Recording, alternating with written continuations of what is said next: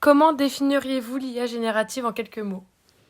Alors, l'IA générative, c'est une intelligence artificielle qui permet de générer, de créer donc du contenu, du texte, des photos, de la musique, des images, et qui s'inspire, en fait, qui s'appuie sur tout ce qui est donné, des informations qui lui ont été fournies, avec lesquelles il a été, cette intelligence artificielle a été alimentée. Et c'est en exploitant ces informations qu'il est capable de produire quelque chose, un nouveau contenu, en fait. Ok. Quel type d'outil d'IA générative avez-vous déjà utilisé? Alors, c'est ChatGPT, moi. Pour quelles tâches utilisez-vous principalement l'IA générative?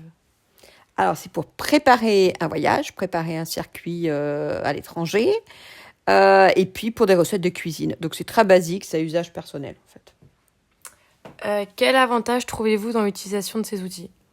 Alors, ce que j'ai trouvé super, surtout pour la préparation d'un voyage, c'est que c'était super rapide. En 3 clics, il propose un circuit en mettant des hôtels, en ayant mis un budget. Enfin, c'est très, très opérationnel, très efficace.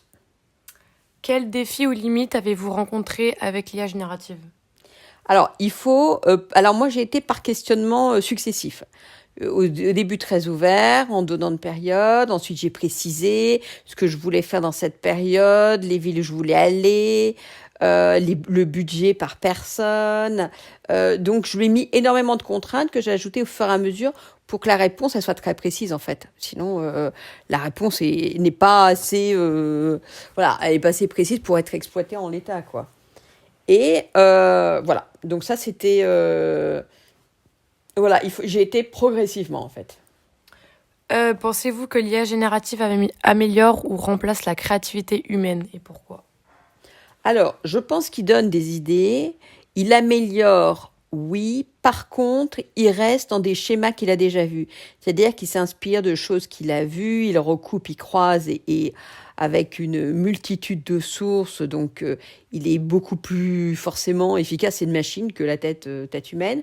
Par contre, il a sûrement des limites, et les limites, c'est sortir un petit peu de ce qui a déjà été fait, un peu out of the box. Et ça, je pense que voilà, il aura peut-être pas des idées qu'il n'aura pas vues par ailleurs ou croisées par ailleurs, etc.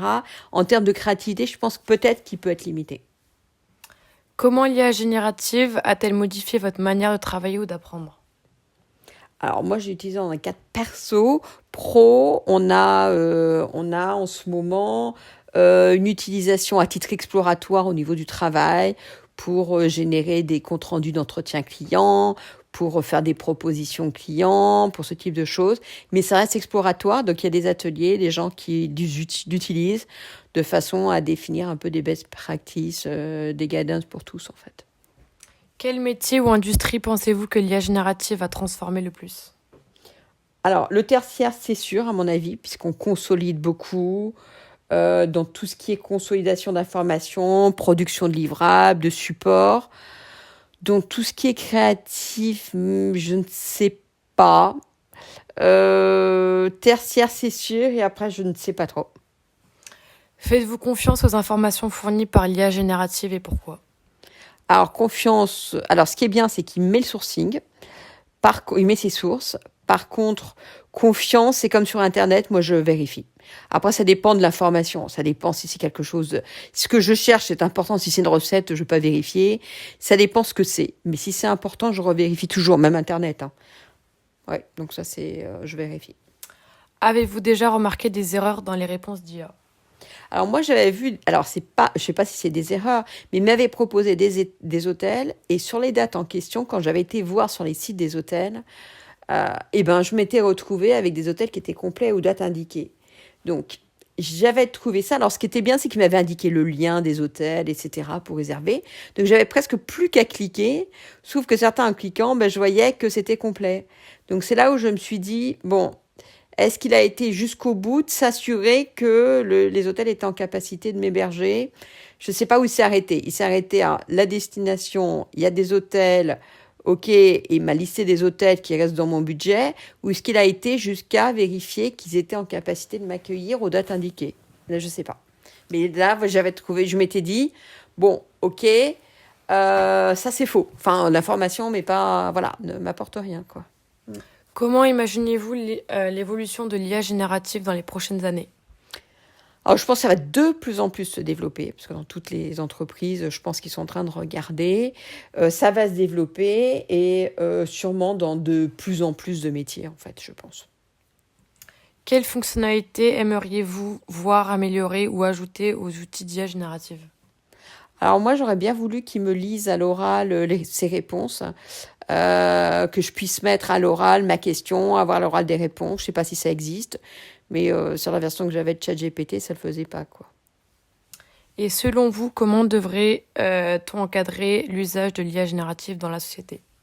Bah, il devrait y avoir forcément, je sais pas aujourd'hui si c'est obligatoire, la mention produit par IA. Ça, c'est obligatoire. Et après, je pense que ce qu'il faudrait faire aussi, c'est encadrer son utilisation dans les écoles. C'est-à-dire apprendre aux jeunes à l'exploiter, mais par contre, bien s'assurer que bah, ça n'est pas, voilà, que le travail n'est pas fait que par IA, quoi. C'est j'exploite ce qui est produit. Par contre, il y a une analyse, il y a un travail qui est fait aussi de ce qui est généré ou voilà. Donc, il ne faut pas que ça se substitue à de l'apprentissage, quoi.